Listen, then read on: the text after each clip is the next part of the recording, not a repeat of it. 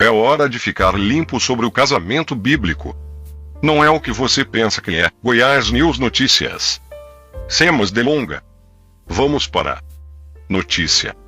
No YouTube, o casamento foi, e sempre será, a união ordenada por Deus entre um homem e uma mulher. Gritou o pastor quando ele bateu o punho no púlpito. Seu rosto estava vermelho de beterraba e um pouco de 20 na testa enfardada se soltou, ao entregar uma exortação apaixonada ao seu rebanho sincero. Enquanto meu país se preparava para votar em um plebiscito nacional para determinar o direito legal dos casais do mesmo sexo de se casar, esses sermões tiveram arrependimento, mas não surpreendentemente, tornar-se cada vez mais comum na minha igreja. Crescendo no mundo do evangelicalismo, fui ensinado em termos inequívocos exatamente o que constitui o casamento bíblico. Conservadores hardcore como John MacArthur declaram que o padrão tradicional para o casamento, o modelo bíblico, é um homem e uma mulher, comprometendo suas vidas até que a morte os separe.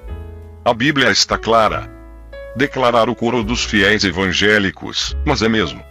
Não há visão consistente. Foi-me ensinado que o casamento bíblico era uma união entre um homem e uma mulher. No final da discussão. Mas se você realmente ler a Bíblia, descobrirá que a Bíblia é consistentemente inconsistente na questão do casamento. Certamente, tanto o Antigo Testamento quanto o Novo Testamento têm opiniões e leis sobre o casamento, mas não há absolutamente ninguém enganando o casamento ético por toda parte. A única coisa clara, porém, é que a chamada visão bíblica do casamento é realmente muito diferente das concepções modernas de casamento. Na próxima vez em que um cristão se referir a algo que eles chamam de casamento tradicional ou vírgula, pode valer a pena perguntar exatamente o que eles querem dizer com esses termos, porque a Bíblia certamente tem algumas ideias sobre casamento que são contraditórias ao entendimento evangélico moderno. Aqui estão alguns. Se você for a um mecanismo de busca bíblica e digitar a palavra case, você terá cerca de 50 hits na nova versão internacional. No entanto, a palavra para casamento ou se casar no hebraico bíblico é melhor traduzida como pegue uma mulher, ou para ser dada a um homem, ou pertencer a um homem. E, a propósito, a palavra usada para o marido no hebraico bíblico Baal significa literalmente mestre. Sim, as mulheres eram tratadas mais como propriedades, ou talvez escravos, para serem compradas e vendidas. De fato, para uma mulher, o casamento consistia em uma transação entre o pai de uma mulher e o futuro marido, em que dinheiro ou gado, um dote, era dado em troca da mulher. Quando a transação foi concluída, ela foi oficialmente prometida ao marido. Ela teve uma escolha. Normalmente não.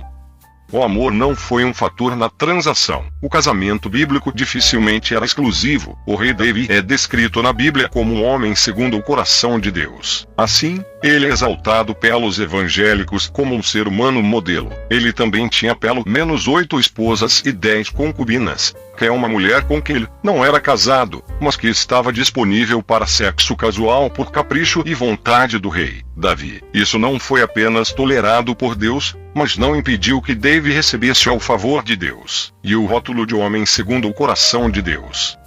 Vai saber, em uma exibição notável de uma ascensão, a Bíblia registra que o filho de Davi, Salomão, tinha 700 esposas e 300 concubinas.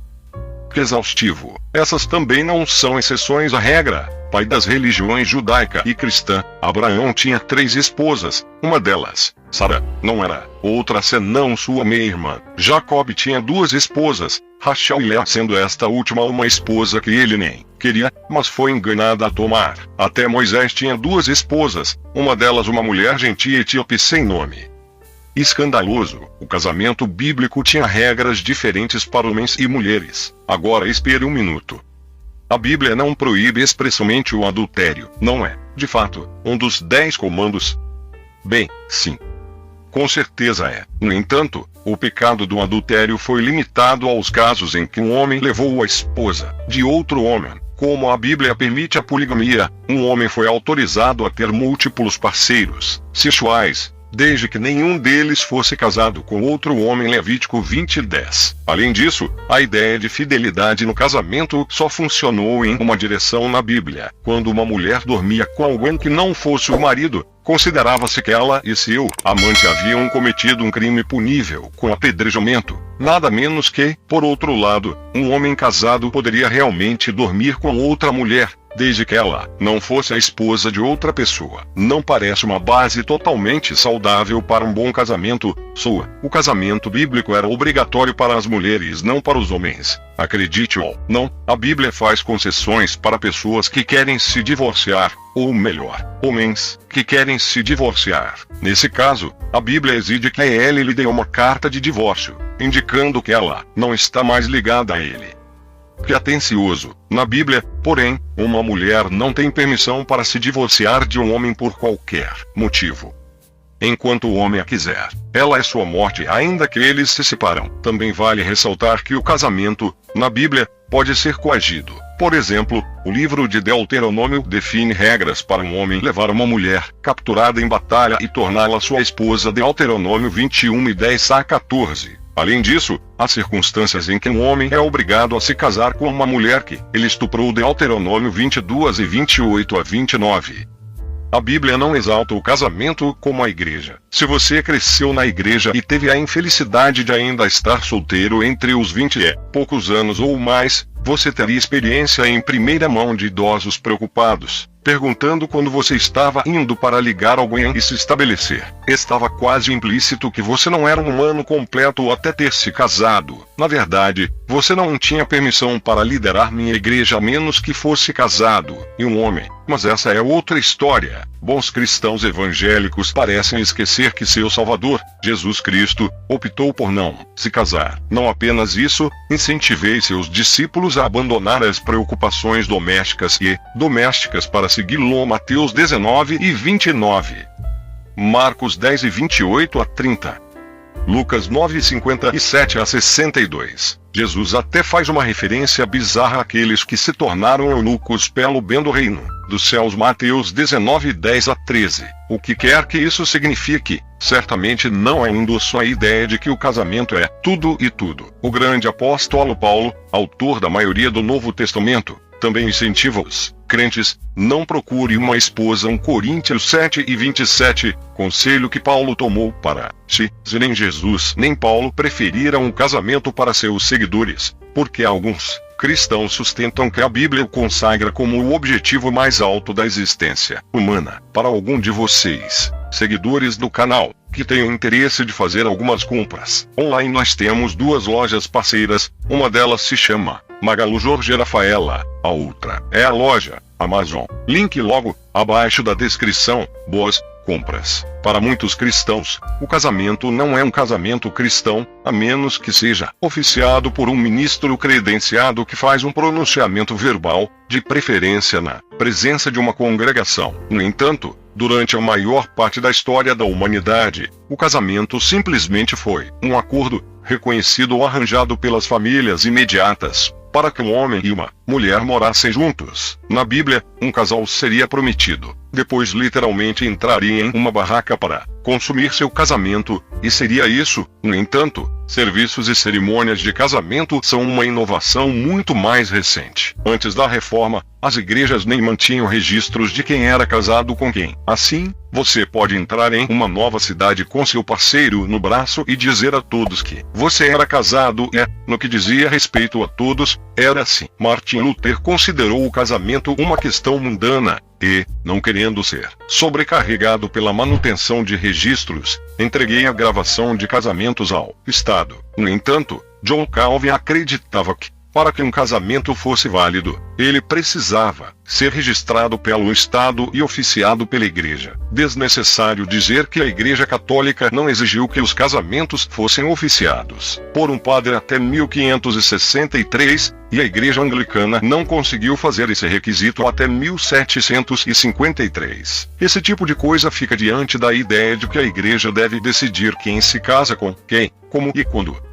O que tudo isso significa? Na próxima vez em que um cristão se gabar de seu casamento bíblico, sugiro humildemente que você diga: espero que você não tenha um casamento bíblico, mas algo melhor. Não espere que isso seja bem recebido, mas a verdade é que o casamento evoluiu e mudou, graças a Deus, desde os tempos bíblicos, e, para ser sincero, provavelmente mudou para melhor. De fato, reivindicar a única definição bíblica ou tradicional de casamento é inventar um passado idealizado que acredite na realidade e negue milhares de anos de mudança. O judaísmo contemporâneo e o cristianismo não aceitam um casamento conforme definido na Bíblia.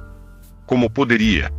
Poligamia, incesto, misoginia, desigualdade. Ambas as tradições, ao longo dos séculos, criaram novos modelos de casamento nos quais ambos os parceiros concordam mutuamente em se casar e nos quais juramentos de fidelidade vinculam os dois parceiros.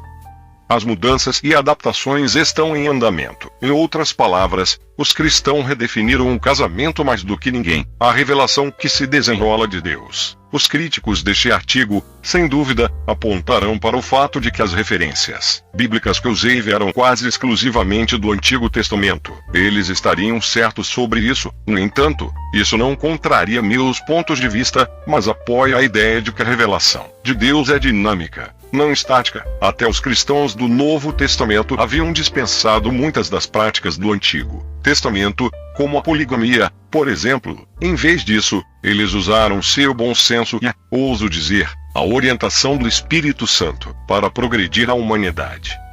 É exatamente como deveria ser. À medida que continuamos a aprender sobre o nosso mundo, continuamos a desenvolver novos entendimentos de sua vontade divina, conforme necessário. A escravidão, por exemplo, é ordenada pela Bíblia, mas hoje é universalmente condenada como uma violação dos valores cristãos. Além disso, foram os cristãos, como William Wilberforce, que lideraram no movimento de abolição. Da mesma forma, muitos hoje reconhecem a necessidade de reconsiderar atitudes antigas em relação à homossexualidade expressas na Bíblia.